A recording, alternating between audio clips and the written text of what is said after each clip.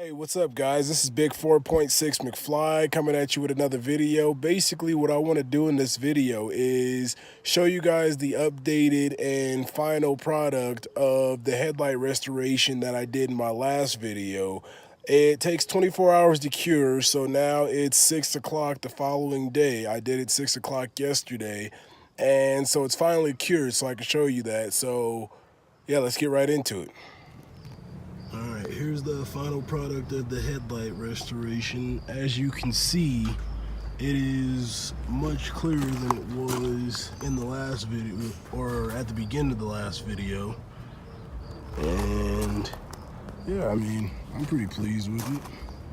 Came out pretty nice, all in all. Pretty much brand, I mean, I don't know what they really look like brand new, but they look way newer than they did when I bought the car, so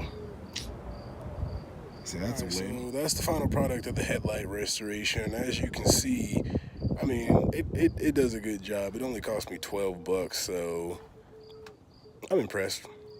All right, so, you know, keep checking back, hit that hit the subscribe button, and sign up for the notifications by hitting that little bell over there. And you guys have a good day. Thank you.